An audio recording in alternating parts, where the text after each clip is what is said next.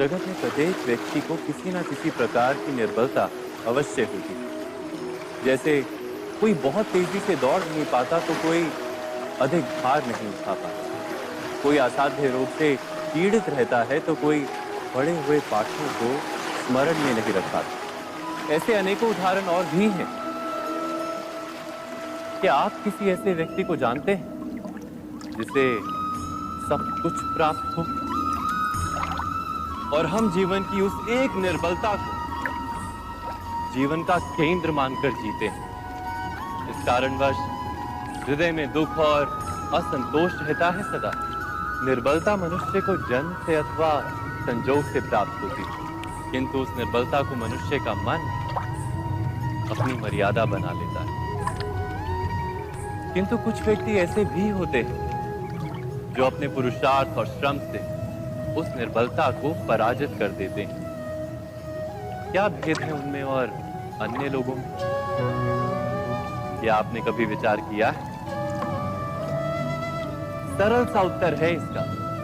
जो व्यक्ति निर्बलता से पराजित नहीं होता, जो पुरुषार्थ करने का साहस रखता है हृदय में, वो निर्बलता को पार कर जाता है। अर्थात निर्बलता अवश्य ईश्वर देता है, किंतु मर्यादा मनुष्य का मन ही निर्मित करता है। स्वयं विचार कीजिए।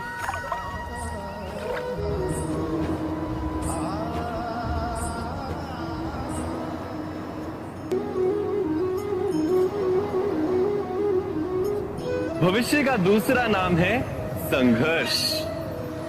हृदय में आज इच्छा होती है और यदि पूर्ण नहीं हो पाती तो हृदय भविष्य की योजना बनाता है। भविष्य में इच्छा पूर्ण होगी ऐसी कल्पना करता रहता है, किंतु जीवन ना तो भविष्य में है ना अतीत में। जीवन तो इस क्षण का नाम है, अर्थात इस क्षण का अनुभव ही जीवन का अनुभव।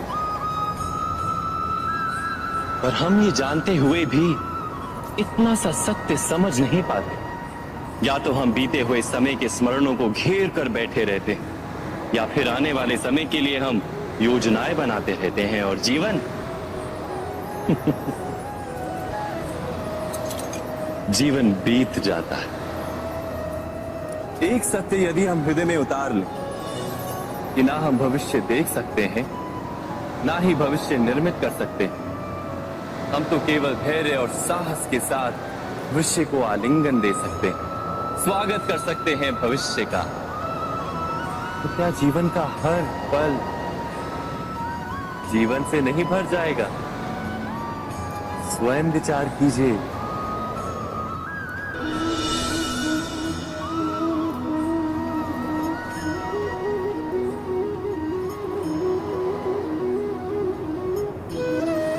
ज्ञान प्राप्ति सदा ही समर्पण से होती है, ये हम सब जानते हैं। किंतु समर्पण का वास्तविक महत्व क्या है? क्या हमने कभी विचार किया? मनुष्य का मन सदा ही ज्ञान प्राप्ति में विभिन्न बाधाओं को उत्पन्न करता है। कभी किसी अन्य विद्यार्थी से ईर्ष्या हो जाती है, कभी पढ़ाए हुए पाठों पर संदेह जमता है, और कभी गुरु द्वारा दिया गया दंड मन को अहंकार से भर देता है। नहीं, क्या ऐसा नहीं होता? न जाने कैसे कैसे विचार मन को भटकाते हैं, और मन की इसी अयोग्य स्थिति के कारण हम ज्ञान प्राप्त नहीं कर पाते। मन की योग्य स्थिति केवल समर्पण से निर्मित होती है।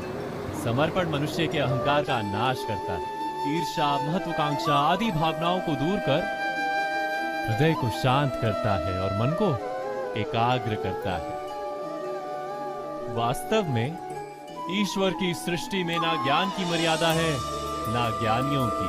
गुरु दत्तात्रेय ने तो गाय और श्वान से भी ज्ञान प्राप्त कर लिया था।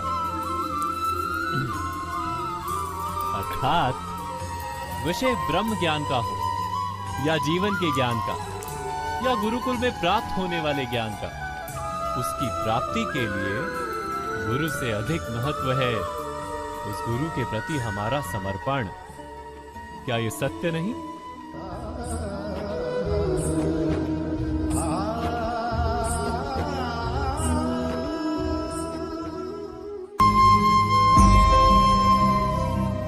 प्रत्येक मनुष्य के जीवन में ऐसा क्षण अवश्य आता है जब सारे स्वप्न, सारी आशाएं, सारे दृश्य ध्वस्त हो जाते हैं। जीवन के सारे आयोजन ही बिखर जाते हैं। एक और धर्म होता है और दूसरी ओर सुख। किसी को धर्म संकट कहते हैं, जब धर्म का वहन ही संकट है और धर्म का त्याग ही सुख।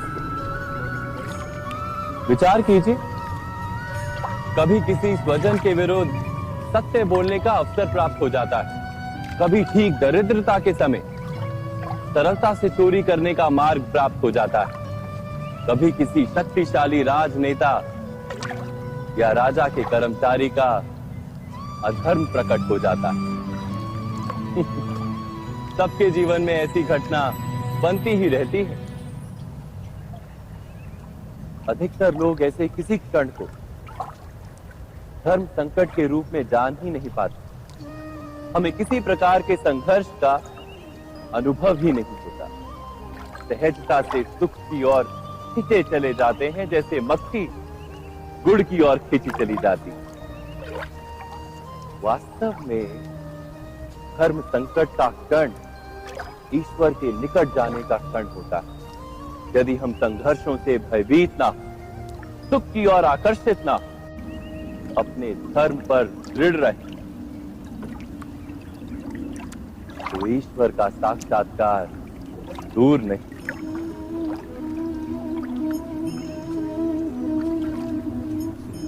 पवन से युद्ध करने वाला पत्ता यदि पेड़ से गिरता है तो भी आकाश की ओर उठता है। पवन से झुकने वाली घास वहीं भूमि पर रह जाती है। अर्थात धर्म संकट से यदि हम संकट को ही टाल दें, सुख तो मिलता है, जीवन बढ़ता है, किंतु क्या चरित्र नहीं टूटता? क्या आत्मा दरिद्र नहीं हो जाती? क्या ईश्वर से अंतर नहीं हो जाता? स्वयं विचार कीजिए। दो व्यक्ति जब निकट आते हैं तो एक दूसरे के लिए सीमाएं और मर्यादाएं निर्मित करने का प्रयत्न अवश्य करते हैं। हम यदि सारे संबंधों पर विचार करें तो देखेंगे कि इन सारे संबंधों का आधार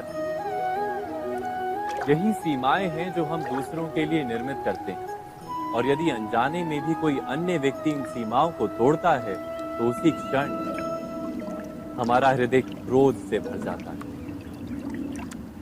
इन सीमाओं का वास्तविक रूप क्या है?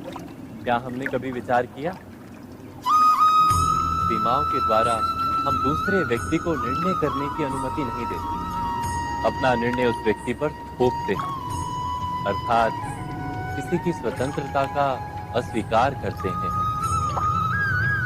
और जब स्वतंत्रता का अस्वीकार किया जाता है तो उसका हृदय दुख से भर जाता है, और जब वो सीमाओं को तोड़ता है तो हमारा हृदय क्रोध से भर जाता है। क्या ऐसा नहीं होता?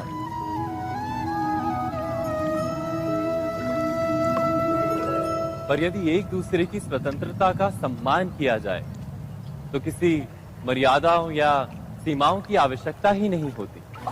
अर्थात जिस प्रकार स्वीकार किसी संबंध का देह है, क्या वैसे ही स्वतंत्रता किसी संबंध की आत्मा नहीं?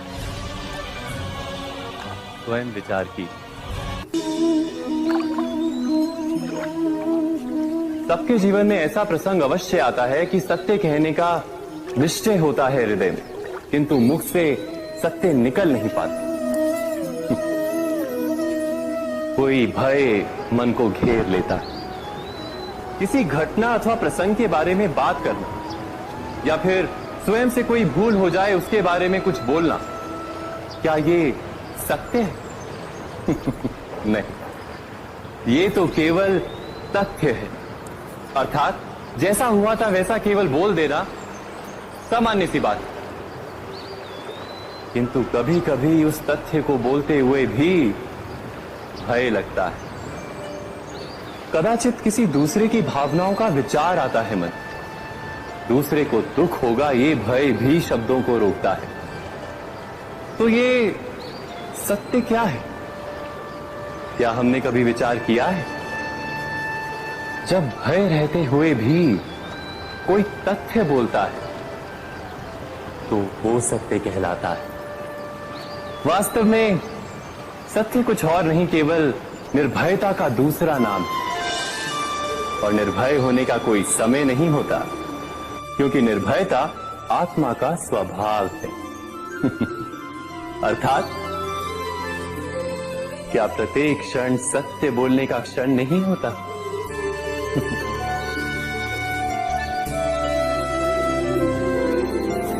स्वयं विचार कीजिए।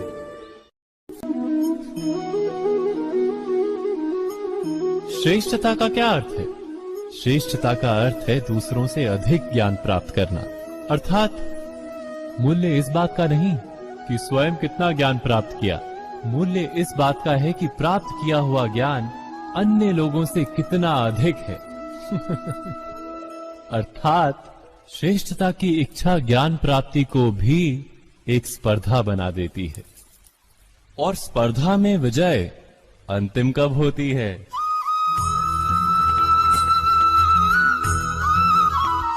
कुछ समय के लिए तो श्रेष्ठ बना जा सकता है, किंतु सदा के लिए कोई श्रेष्ठ नहीं रह पाता। फिर वही असंतोष, पीड़ा और संघर्ष जन्म लेता है। किंतु श्रेष्ठ बनने के बदले यदि उत्तम बनने का प्रयत्न करें तो क्या होगा?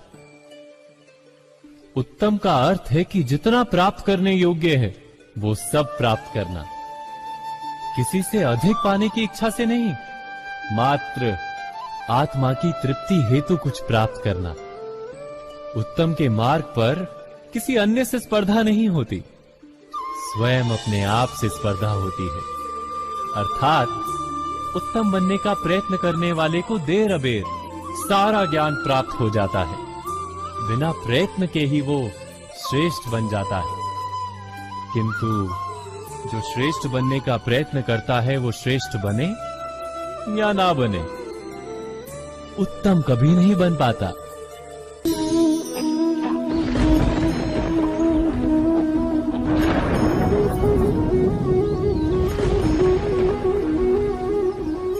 सपनों और पूर्वाभासों के आधार पर हम भविष्य के सुख दुख की कल्पना करते हैं। भविष्य के दुख का कारण दूर करने के लिए हम आज योजना बनाते हैं। किंतु कल के संकट को आज निर्मूल करने से हमें लाभ मिलता है या हानि पहुंचती है? ये प्रश्न हम कभी नहीं करते। सत्य तो ये है कि संकट और उसका निवारण सात जन से, व्यक्ति के लिए भी और सृष्टि के लिए भी। नहीं, आप अपने भूतकाल का स्मरण कीजिए, इतिहास को देखिए। आप तुरंत ही ये जान पाएंगे कि जब जब संकट आता है तब तब उसका निवारण करने वाली शक्ति भी जन्म लेती है। यही तो जगत का चलन है।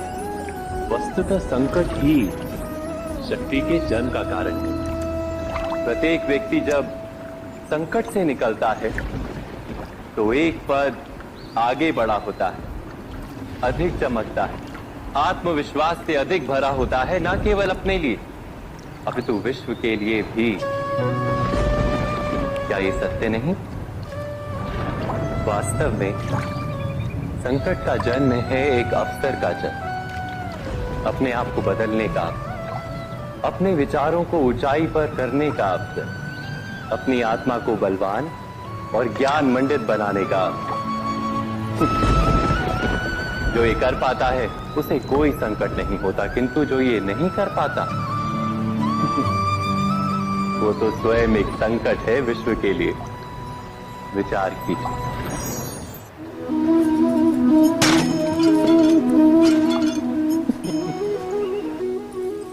कभी कभी कोई घटना मनुष्य के जीवन की सारी योजनाओं को तोड़ देती और मनुष्य उस आघात को अपने जीवन का केंद्र मान लेता। पर क्या भविष्य मनुष्य की योजनाओं के आधार पर निर्मित होते हैं? नहीं। जिस प्रकार किसी ऊंचे पर्वत पर सर्वप्रथम चढ़ने वाला उस पर्वत की तलाई में बैठकर जो योजना बनाता है, क्या वही योजना उसे उस पर्वत की चोटी तक पहुंचाती है? नहीं। वास्तव में वो जैसे जैसे ऊपर चढ़ता है वैसे वैसे उसे नई नई चुनौतियां, नई नई विडंबनाएं, नए नए अवरोध मिलते हैं। प्रत्येक पद पर वो अपने अगले पद का निर्णय करता है। प्रत्येक पद पर उसे अपनी योजनाओं को बदलना पड़ता है। कहीं पुरानी योजना उसे खाई में ना ढकेल दे। वो पर्वत को अपने योग्य नहीं बना पाता, केवल स्वयं को पर्वत के योग्य बना सकता है। क्या जीवन के साथ भी ऐसा ही नहीं? जब मनुष्य जीवन में किसी एक चुनौती को, एक अवरोध को अपने जीवन का केंद्र मान लेता है, अपने जीवन की गति को ही रोक देता है, तो वो अपने जीवन में सफल नहीं बन पाता और ना ही सुख और शांति प्राप्त कर पाता। अर्थात जीवन को अपने योग्य बनाने के बदले स्वयं अपने को जीवन के योग्य बनाना ही सफलता और सुख का एकमात्र मार्ग नहीं। स्वयं विचार कीजिए।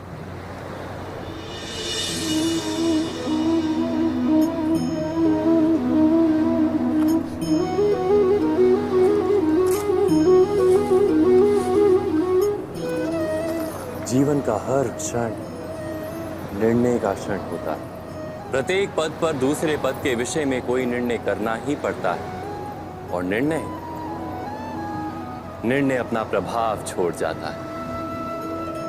आज किए गए निर्णय भविष्य में सुख अथवा दुख निर्मित करते हैं, ना केवल अपने लिए, अपने परिवार के लिए, आने वाली पीढ़ियों के लिए।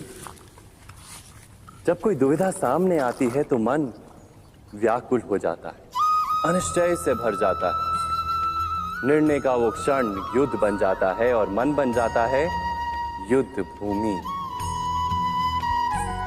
अधिकतर निर्णय हम दुविधा का उपाय करने के लिए नहीं, केवल मन को शांत करने के लिए लेते हैं। पर क्या कोई दौड़ते हुए भोजन कर सकता है? नहीं। तो क्या युद्ध से जूझता हुआ मन कोई योग्य निर्णय ले पाएगा? वास्तव में शांत मन से जब कोई निर्णय करता है तो अपने लिए सुखद भविष्य बनाता है। किंतु अपने मन को शांत करने के लिए जब कोई निर्णय करता है तो वो व्यक्ति भविष्य में अपने लिए कांटों भरा वृक्ष लगाता है। स्वयं विचार कीजिएगा।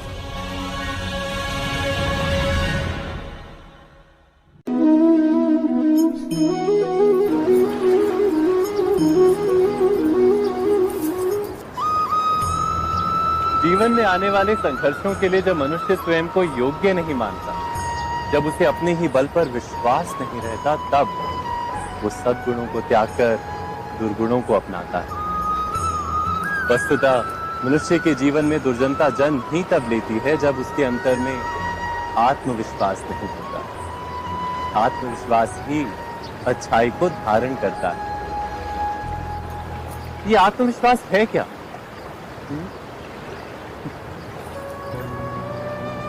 जब मनुष्य ये मानता है कि जीवन का संघर्ष उसे दुर्बल बनाता है, तो उसे अपने ऊपर विश्वास नहीं रहता।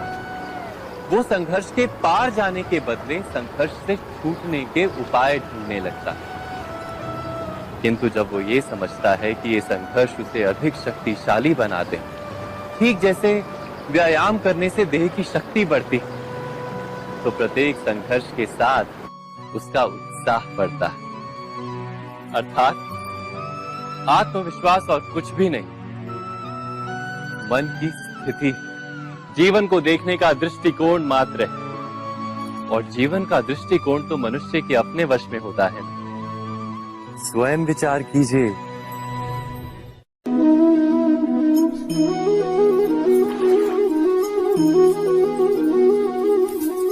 पिता सदा ही अपने संतान के सुख की कामना करते हैं। उनके भविष्य की चिंता करते रहते हैं। इसी कारणवश सदा ही अपने संतानों के भविष्य का मार्ग स्वयं निश्चित करने का प्रयत्न करते रहते हैं। जिस मार्ग पर पिता स्वयं चला है, जिस मार्ग के कंकर पत्थर को स्वयं देखा है, मार्ग की छाया, मार्ग की धूप को स्वयं जाना है, उसी मार्ग पर उसका पुत्र भी चले, यही इच्छा रहती है हर पिता की। निस्संदेह उत्तम भावना है ये, किंतु 3 प्रश्नों के ऊपर विचार करना हम भूल ही जाते हैं। कौन से प्रश्न? प्रथम प्रश्न, क्या समय के साथ प्रत्येक मार्ग बदल नहीं जाते? क्या समय सदा ही नई चुनौतियों को लेकर नहीं आता? तो फिर बीते हुए समय के अनुभव नई पीढ़ी को किस प्रकार लाभ दे सकते हैं? दूसरा प्रश्न, क्या प्रत्येक संतान अपने माता पिता की छवि होता है? हाँ, संतानों को संस्कार तो अवश्य माता पिता देते हैं, किंतु भीतर की क्षमता तो ईश्वर देते हैं। तो जिस मार्ग पर पिता को सफलता मिली है, विश्वास है कि उसी मार्ग पर उसकी संतानों को भी सफलता और सुख प्राप्त होगा। तीसरा प्रश्न, क्या जीवन के संघर्ष और चुनौतियां लाभकारी नहीं होती? क्या प्रत्येक नया प्रश्न एक नए उत्तर का द्वार नहीं खोलता? तो फिर संतानों को नए नए प्रश्नों, संघर्षों और चुनौतियों से दूर रखना, ये उनके लिए लाभ करना कहलाएगा या हानि पहुंचाना?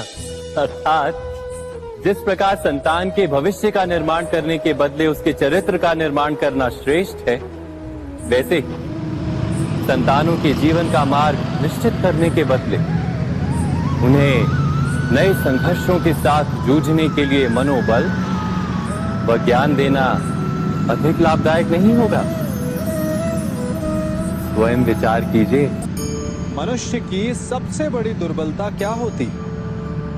सोचिए।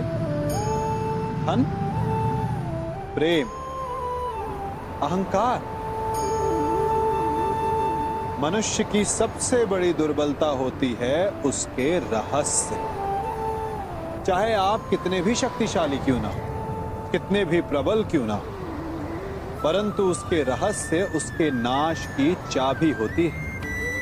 इसलिए यदि प्रबल रहना है, शक्तिशाली रहना है, समर्थ रहना है, तो अपने रहस्य को किसी को भी ना बताएं, ना मित्र को और ना ही शत्रु को, क्योंकि समय पड़ने पर कब कौन शत्रु हो जाए ऐसा कहना संभव नहीं।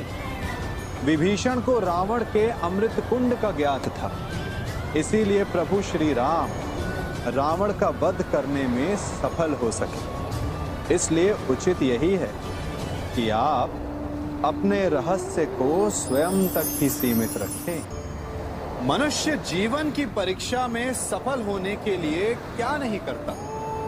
वो परिश्रम करता है, दौड़ भाग करता है, और ये सब करने के पश्चात भी जब उसका काम नहीं बनता तो वो नकल करता है ना?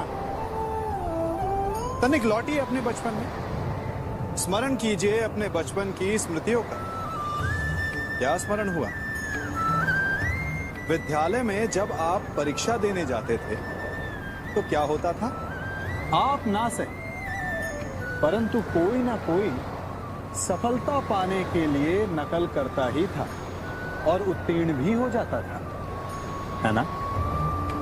परंतु जीवन की परीक्षा ऐसी नहीं होती। नकल करने वाला सफल नहीं होता। कारण विद्यालय में सबके प्रश्न पत्र एक होते, परंतु जीवन के प्रश्न पत्र और उनकी कठिनाई सबके लिए भिन्न होती, तो निश्चित रूप से उनके उत्तर भी भिन्न होंगे ना। इसलिए यदि आपको जीवन में सफलता पानी है तो नकल ना कीजिए, स्वयं के प्रश्नों का उत्तर स्वयं ढूंढिए और सफलता आपकी ही होगी। मनुष्य का जीवन हार और जीत, विजय और पराजय सफलता और असफलता के मध्य झूलता रहता है। आपके साथ भी ऐसा होता होगा, है ना? जब आप सफल होते हैं, किसी चुनौती पर विजय पाते हैं, तो मन प्रसन्नता से आनंद के उपवन में झूमने लगता है। और जब आप असफल होते हैं, तब मन दुख और पीड़ा के सागर में डूबने लगता है। परंतु वास्तव में सफलता और असफलता है क्या? तनिक ध्यान से सोचिए। ये केवल हमारी मनोस्थिति मात्र है। हमारी पराजय तब नहीं होती जब हमारा शत्रु विजय प्राप्त करे। हमारी पराजय तब होती है जब हम पराजय स्वीकार करें। हम असफल तब नहीं होते जब हम लक्ष्य ना पा सके। हम असफल तब होते हैं जब हम प्रयास करना बंद कर दें। इसलिए प्रयास करते रहें और हार ना मानें, क्योंकि जिस दिन आप हार स्वीकारना बंद कर देंगे, जीत आपके चरणों में होगी।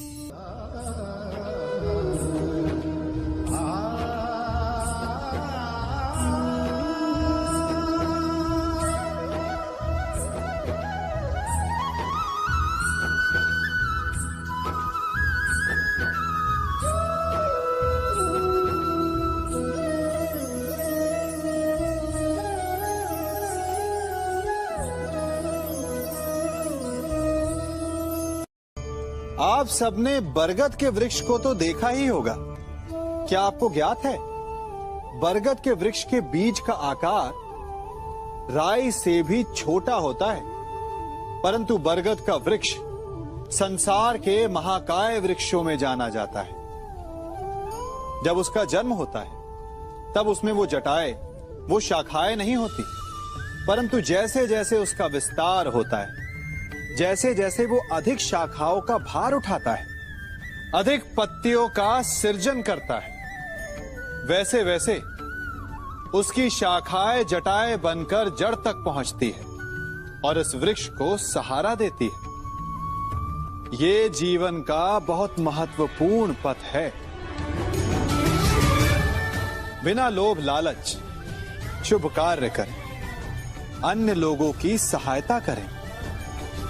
धीरे धीरे आपने जिनकी सहायता की, वो आपके सहायक बनते जाएंगे, आपकी जड़ों को और बलशाली बनाएंगे, आयु मान और आकार बढ़ाएंगे। सहजीवन, सहायता और निष्काम कर्म आपको मृत्यु के पश्चात भी मरने नहीं देगा, आपको अमर रखेगा। हमारा शरीर प्रकृति का एक महान आविष्कार है। इससे जटिल संरचना संसार में और कोई नहीं। हमारा शरीर जितना जटिल है, यदि इसे ठीक से जाना जाए, तो इससे अधिक सरल ज्ञान देने वाला और कोई नहीं। हमारे शरीर में 5 इंद्रियां होती हैं, जो हमें भाव, गुण और वस्तुओं का बोध कराती हैं। हमारे पास आंखें हैं, नाक है, स्पर्श के लिए त्वचा है, कान है और जीभा है। सबका भिन्न भिन्न कार्य है। आंखों से देखना, कानों से सुनना, नथनों से श्वास लेना, त्वचा से स्पर्श करना और जीभा से स्वाद लेना। परंतु क्या आपने कभी सोचा कि प्रकृति ने हमें 2 आंखें दी, 2 नथुने दी, 2 कान दी, स्पर्श के लिए ये पूरा शरीर दिया, परंतु जीभा केवल 1 दी? ऐसा क्यों? क्योंकि प्रकृति चाहती है कि हम देखें अधिक, सुने अधिक और ज्ञान अधिक अर्जित करें, बोले कम। क्योंकि अधिक वाचाल नाश को निमंत्रण देता है। स्मरण रखिएगा।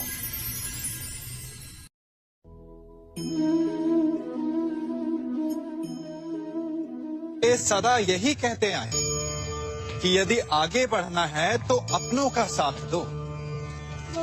सत्य कहते हैं, अपनों का साथ देना ही चाहिए, परंतु साथ देने से पूर्व ये अवश्य पहचान लेना चाहिए कि अपने हैं कौन। क्या अपने वही होते हैं जिनके साथ हमारा रक्त संबंध होता है, या अपने मित्र?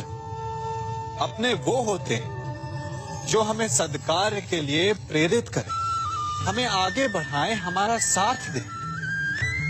और वो जिनका साथ देने से समाज का नाश, धर्म की हानि हो, वो सगे हो करके भी सगे नहीं होते। इसलिए जब अपनों की परिभाषा का चुनाव करें तो उन्हें अपना माने जो आपका साथ दे, उन्हें नहीं जो हमें अज्ञान के मार्ग पर ले जाएं।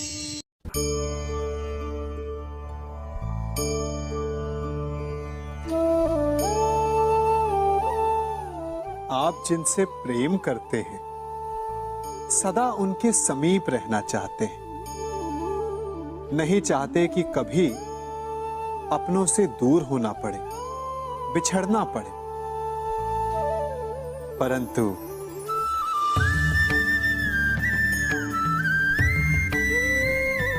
एक समय के पश्चात अपनों से दूर हो जाना उन्नति के लिए आवश्यक है। आप माता पिता हैं ना? यदि आप अपनी संतान के जीवन के हर पग पर उनका मार्गदर्शन करते रहेंगे तो आपकी संतान स्वयं मार्ग चुनना कैसे सीखेगी? मार्ग के कांटों से स्वयं को बचाना कैसे सीखेगी? इसीलिए एक समय के पश्चात अपनों से बनाई गई दूरी सदा लाभदायक रहती है। आज मैं आप सबको एक कथा सुनाता हूं। एक दिन प्रातः एक व्यापारी अपने घर से निकला।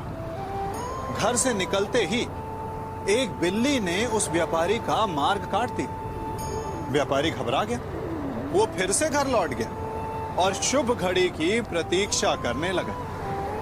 और जब वो पुनः अपने घर से निकला तब वो वाहन जा चुका था जिससे राजा तक पहुंचकर उसे भेंट देनी थी। राजा को भेंट नहीं मिली। राजा क्रोधित हो गए। राजा ने उस व्यापारी का व्यापार बंद करवा दिया। इस कारण व्यापारी क्रोधित होकर घर पर अपनी पत्नी से लड़ बैठा। पत्नी अपने बच्चों समेत मैके वापस चली गई और उस व्यापारी के जीवन में यदि कुछ रह गया था तो केवल अंधकार। और इन सब का कारण वो उस बिल्ली को मानता रहा जिसने उसका मार्ग काटा था। ऐसा ही एक दूसरा व्यापारी राजा को भेंट देने निकला और उस व्यापारी का मार्ग भी एक बिल्ली ने काट दिया। वो व्यापारी तनिक घबराया, परंतु उसने आगे बढ़ना अधिक उचित समझा। राजा तक वो समय पर पहुंचा। उसने राजा को भेंट की। राजा प्रसन्न हुए और राजा ने व्यापारी को अपना व्यापार बढ़ाने की अनुमति दी, स्वर्ण आभूषण दी। जब व्यापारी घर पर पहुंचा तो पत्नी को आभूषण और अपने बच्चों को देने के लिए वस्त्र थे उसके पास। हर ओर प्रसन्नता थी। समझ रहे हैं ना? दोनों के साथ एक ही प्रकार की घटना हुई, परंतु दोनों की प्रतिक्रिया भिन्न थी। ऐसा ही हमारा जीवन भी है। हमारे जीवन में प्रारब्ध का अपना स्थान है, परंतु उससे कई अधिक महत्वपूर्ण हमारी प्रतिक्रिया, हमारे सोच का प्रभाव है। क्योंकि यही हमारे जीवन को आकार देते। इसलिए अपनी सोच को सकारात्मक रखिए। आपका जीवन सदैव आनंदमय।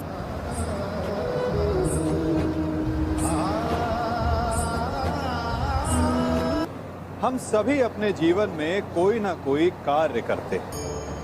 कार्य करते हैं तो थकान की अनुभूति होती है, और यदि थकान ना उतरे तो कार्य करने का मन नहीं करता।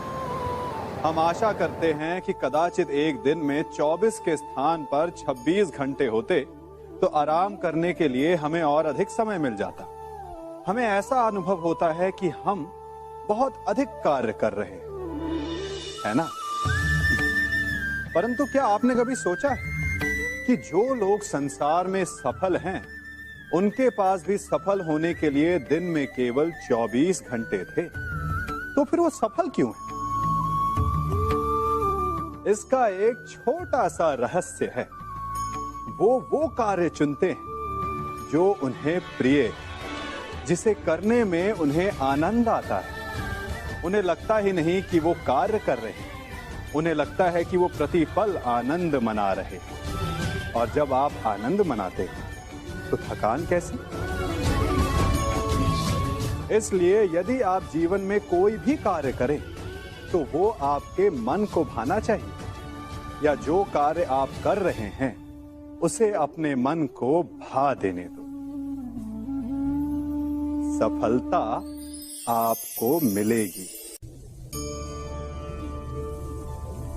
कभी सोचा है हमारा जीवन भी उस रेत की घड़ी की भांति है?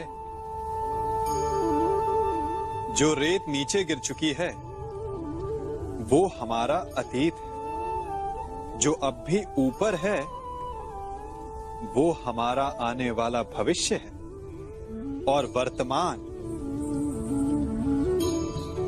ये संकुचित स्थल है जहां से धीरे धीरे करके रेत गिर रही है।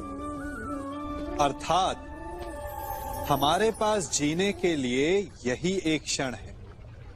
उसका उपयोग कैसे करना है ये हम पर निर्भर करता है। जो बीत गया उसका दुख मनाना है, या जो भविष्य में होने वाला है उसकी प्रतीक्षा में क्रोध करना है। सब कुछ करने के लिए यही एक क्षण है। प्रसन्न रहना है तो उसके लिए भी यही एक पल है। प्रतीक्षा करते रहोगे तो ये पल भी भूतकाल में बदल जाएगा।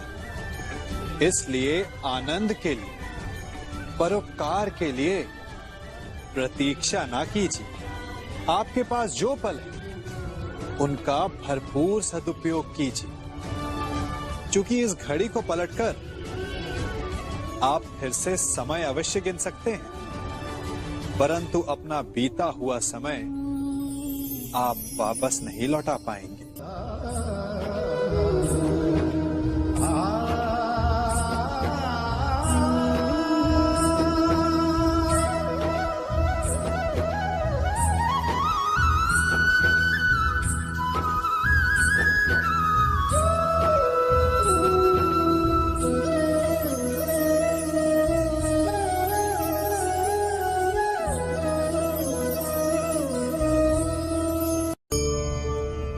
मनुष्य भी बड़ा विचित्र प्राणी है। अपनों से नीचे के स्तर के लोगों को वो हे दृष्टि से देखता है, उनका उपहास उड़ाता है, उनसे बार बार कहता है कि तुम्हारा कुछ नहीं हो सकता, तुम भविष्य में कुछ नहीं कर पाओगे। जब मनुष्य के पास धन, संपत्ति, मान होता है तो वो दूसरों का आदर नहीं करता, परंतु वो एक बात भूल जाता है कि उससे भी अधिक शक्तिशाली कोई अस्तित्व में है, और वो है समय। काल। काल अपना चक्र कब बदलेगा ये कोई नहीं जानता। समय अपनी करवट कब लेगा ये कोई नहीं जानता। कोयला भी समय के साथ साथ हीरे में परिवर्तित हो जाता है। इसलिए जीवन में कभी भी किसी का भी उपहास नहीं उड़ाना चाहिए।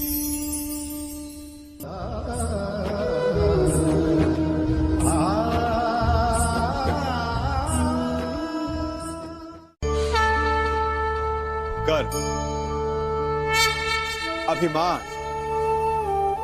और अहंकार, ये तीनों सुनने में एक जैसे लगते हैं, परंतु तीनों का अर्थ भिन्न होता है और परिणाम भी। तीनों का आरंभ प्रेम से होता है। स्वयं से प्रेम, परिश्रम हमारे मन में गर्व को जन्म देता है, और सफलता अभिमान जगाती है। यहां तक ठीक है, परंतु जब ये भावना अहंकार बन जाती है तब वो समस्या बन जाती है। क्योंकि सबसे बुरा अंत अहंकारी का ही होता है। परंतु मनुष्य के लिए पहेली यही है कि पहचाना कैसे जाए कि अहंकार जग गया है और उसका दमन आवश्यक है। इसका उत्तर मैं नहीं, आपका मन देगा। जब तक आप स्वयं से प्रसन्न हैं, जब तक आप सबसे ऊंचा उठने का प्रयास कर रहे हैं, तब तक ठीक है। परंतु जब आपके मन में दूसरों को नीचा समझने का भाव आ जाए, तो सावधान हो जाइए, क्योंकि यही अहंकार है जो वास्तव में आपको हीन कर रहा है।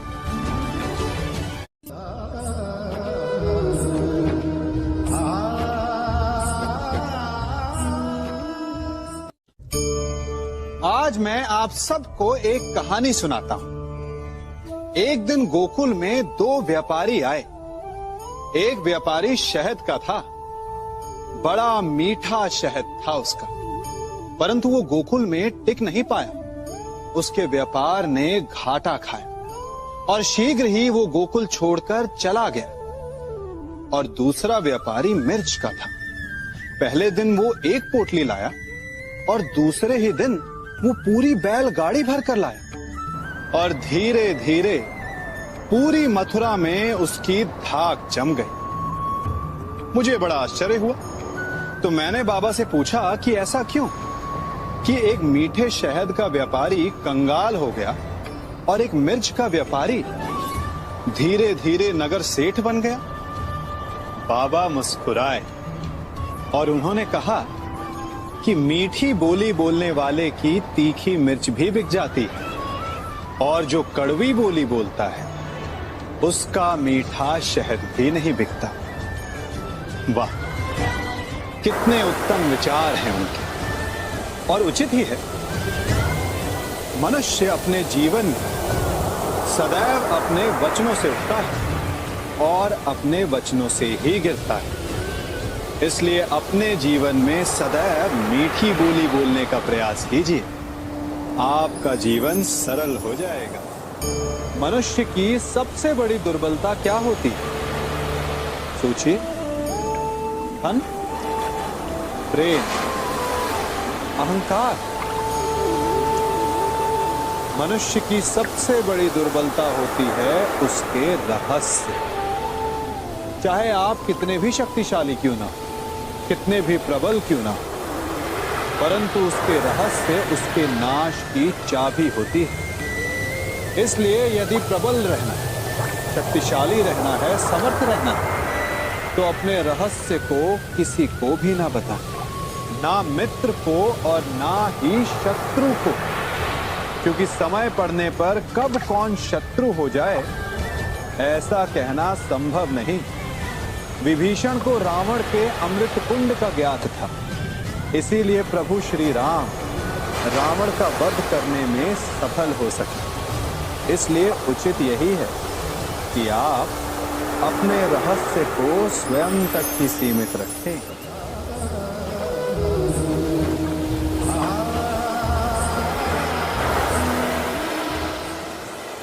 युवा अवस्था भी हमारे जीवन का कितना सुंदर काल होता है ना।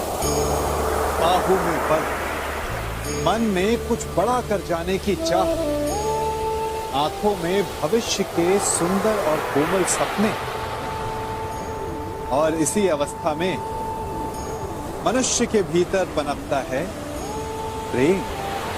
किसी को देखकर उस पर मन मोहित हो जाता है और फिर मनुष्य अपना सब कुछ उस पर न्यौछावर कर देना चाहता है। फिर प्रेम की परिणति होती है विवाह में। क्यों? सबको अपने खट्टे मीठे संस्मरण स्मरण हुआ है ना। परंतु यहीं से अधिकतर माता पिता और संतान के मध्य विचारों का विरोध प्रारंभ हो जाता है। संतान को लगता है कि उसका चुना जीवन साथी ही उसके लिए उपयुक्त है, और माता पिता को लगता है कि संतान अनजाने में भूल कर रही है। संतान का तर्क होता है कि उसे विवाह किससे करना है, ये उसका अधिकार है। और माता पिता का तर्क ये होता है कि अब भी जीवन साथी चुनने की समझ संतान में है ही नहीं। तो इस अवरोध को काटा कैसे जाए, उचित निर्णय कैसे लिया जाए? इसका एक ही मार्ग है, अपने उत्तरदायित्व का भान और अपनों से बड़ों के मापदंडों का भान। विवाह करने से पूर्व ये जान लेना आवश्यक है कि विवाह केवल अपने प्रेम को पाने का मार्ग नहीं है, अपितु विवाह से जीवन का एक नया द्वार भी खुलता है।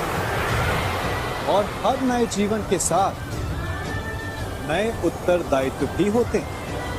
और यदि इन उत्तरदायित्वों को समझकर निर्णय लिया जाए तो विश्वास कीजिए, आपका दाम्पत्य जीवन आनंद से भरा रहेगा और आपको कभी ये पछतावा नहीं होगा कि आपने कोई अनुचित निर्णय लिया।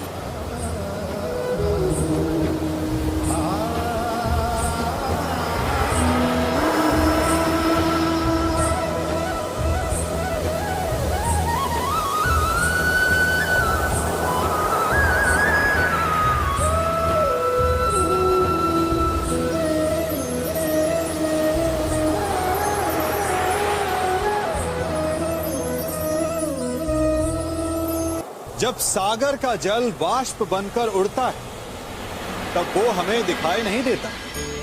मेघ उस जल को अपने भीतर छिपा लेते हैं, लंबी यात्रा करते हैं, प्रयास करते हैं कि वो जल सदा उनके भीतर छिपा रहे। परंतु जब वायु का वेग उन्हें उड़ाकर किसी पर्वत से ले जाकर के टकरा देता है तब उन मेघों को बरसना ही पड़ता है, क्योंकि यही नियति है, यही प्रकृति। क्योंकि जल को सागर में जाकर मिलना ही, ठीक ऐसा ही हमारे साथ भी होता है। हम सत्य अपने मन के मेघों में चाहे जितना छिपाने का प्रयास कर लें, परंतु समय की आंधी उसे वास्तविकता के पर्वत से ले जाकर के टकराकर हमारे समक्ष ले ही आती है। जिस भय के कारण आप सत्य को सामने नहीं लेकर आना चाहते, एक दिन वही भय हमारे समक्ष आकर खड़ा हो जाता है और फिर हम लाचार हो जाते हैं, क्योंकि हमने उस भय का सामना करने की तैयारी नहीं की होती। इसलिए सत्य से भागे नहीं, उसे छिपाए भी नहीं, उसे स्वीकार करें। भविष्य की बड़ी विपत्ति से बच जाएंगे।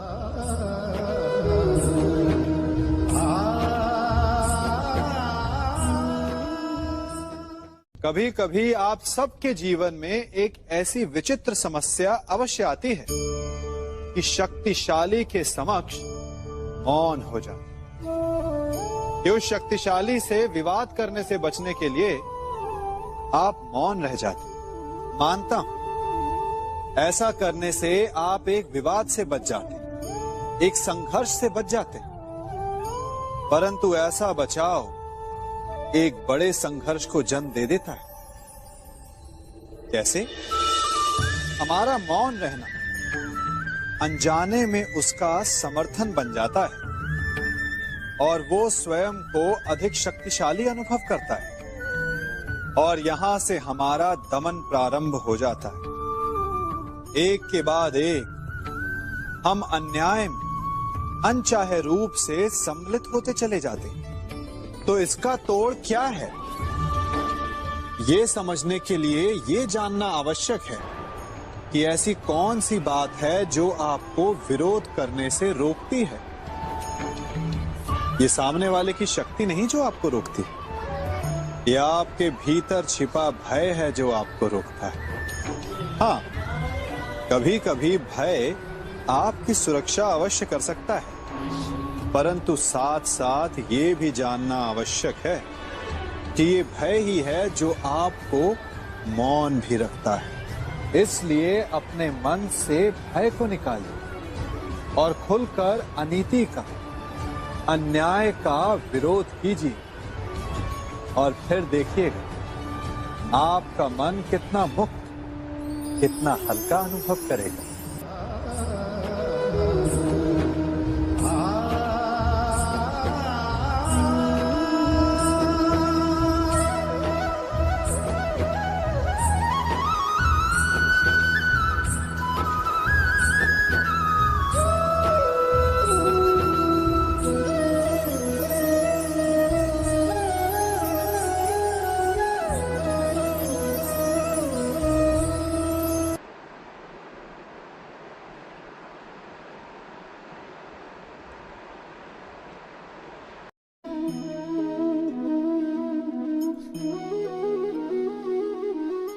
जगत में प्रत्येक व्यक्ति को किसी ना किसी प्रकार की निर्बलता अवश्य होती है। जैसे कोई बहुत तेजी से दौड़ नहीं पाता तो कोई अधिक भार नहीं उठा पाता, कोई असाध्य रोग से पीड़ित रहता है तो कोई पढ़े हुए पाठों को स्मरण में नहीं रख पाता। ऐसे अनेकों उदाहरण और भी हैं। क्या आप किसी ऐसे व्यक्ति को जानते हैं जिसे सब कुछ प्राप्त हो और हम जीवन की उस एक निर्बलता को जीवन का केंद्र मानकर जीते हैं? इस कारणवश हृदय में दुख और असंतोष रहता है सदा। निर्बलता मनुष्य को जन्म से अथवा संजोग से प्राप्त होती है, किंतु उस निर्बलता को मनुष्य का मन अपनी मर्यादा बना लेता है। किंतु कुछ व्यक्ति ऐसे भी होते हैं जो अपने पुरुषार्थ और श्रम से उस निर्बलता को पराजित कर देते हैं। क्या भेद है उनमें और अन्य लोगों में? क्या आपने कभी विचार किया है? सरल सा उत्तर है इसका। जो व्यक्ति निर्बलता से पराजित नहीं होता, जो पुरुषार्थ करने का साहस रखता है हृदय में, वो निर्बलता को पार कर जाता है। अर्थात निर्बलता अवश्य ईश्वर देता है, किंतु मर्यादा मनुष्य का मन ही निर्मित करता है। स्वयं विचार कीजिए।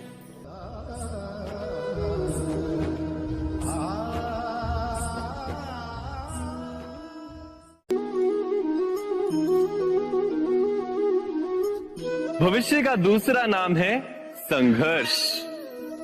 हृदय में आज इच्छा होती है और यदि पूर्ण नहीं हो पाती तो हृदय भविष्य की योजना बनाता है।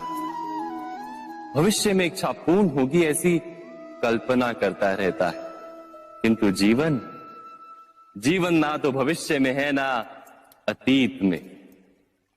जीवन तो इस क्षण का नाम, अर्थात इस क्षण का अनुभव ही जीवन का अनुभव। पर हम ये जानते हुए भी इतना सा सत्य समझ नहीं पाते। या तो हम बीते हुए समय के स्मरणों को घेर कर बैठे रहते, या फिर आने वाले समय के लिए हम योजनाएं बनाते रहते हैं और जीवन जीवन बीत जाता है।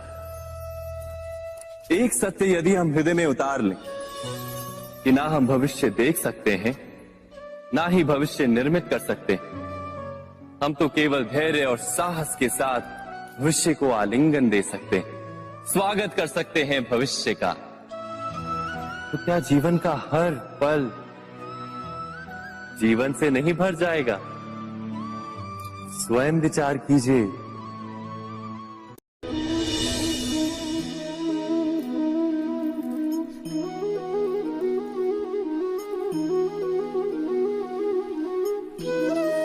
ज्ञान प्राप्ति सदा ही समर्पण से होती है, यह हम सब जानते हैं।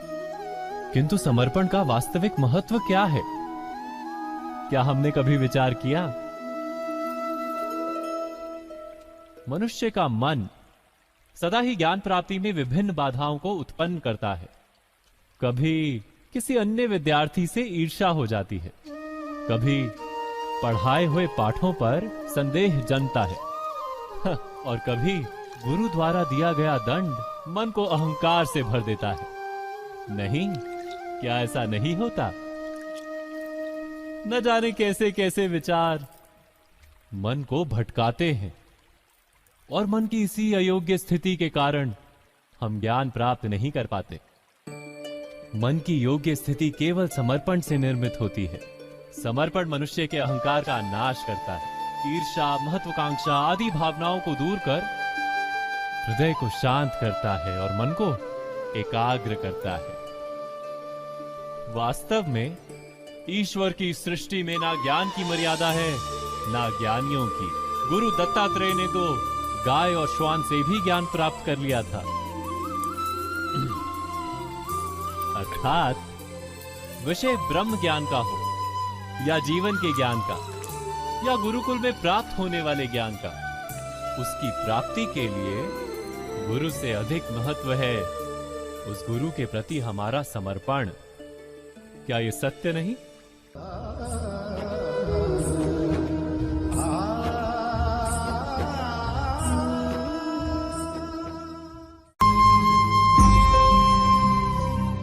प्रत्येक मनुष्य के जीवन में ऐसा क्षण अवश्य आता है जब सारे स्वप्न, सारी आशाएं, सारे दृश्य ध्वस्त हो जाते हैं। जीवन के सारे आयोजन ही बिखर जाते हैं। एक और धर्म होता है और दूसरी ओर सुख। इसी को धर्म संकट कहते हैं। जब धर्म का वहन ही संकट हो और धर्म का त्याग ही सुख हो। विचार कीजिए, कभी किसी स्वजन के विरुद्ध सत्य बोलने का अवसर प्राप्त हो जाता है, कभी ठीक दरिद्रता के समय सरलता से चोरी करने का मार्ग प्राप्त हो जाता है, कभी किसी शक्तिशाली राजनेता या राजा के कर्मचारी का अधर्म प्रकट हो जाता है। सबके जीवन में ऐसी घटना बनती ही रहती है। अधिकतर लोग ऐसे किसी क्षण को धर्म संकट के रूप में जान ही नहीं पाते। हमें किसी प्रकार के संघर्ष का अनुभव ही नहीं होता। सहजता से सुख की ओर खींचे चले जाते हैं, जैसे मक्खी गुड़ की ओर खींची चली जाती। वास्तव में धर्म संकट का क्षण ईश्वर के निकट जाने का क्षण होता है। यदि हम संघर्षों से भयभीत ना, सुख की ओर आकर्षित ना, अपने धर्म पर दृढ़ रहे, तो ईश्वर का साक्षात्कार दूर नहीं।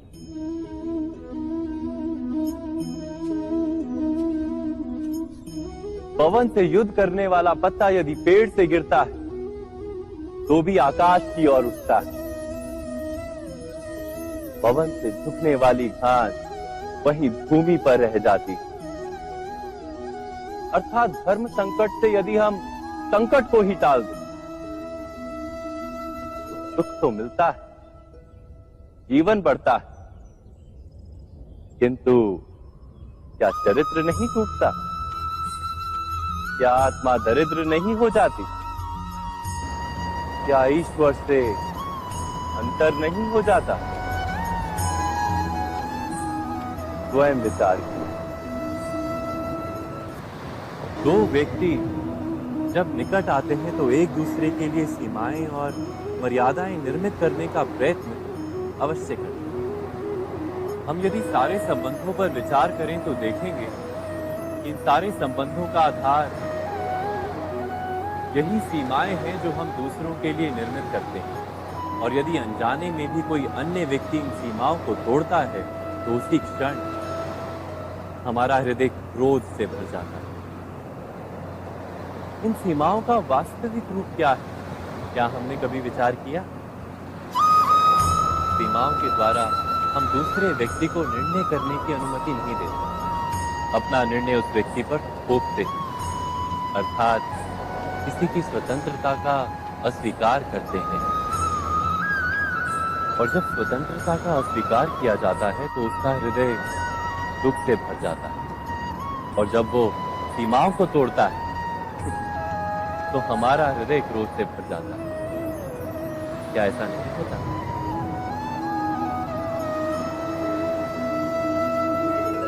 पर यदि एक दूसरे की स्वतंत्रता का सम्मान किया जाए तो किसी मर्यादाओं या सीमाओं की आवश्यकता ही नहीं होती।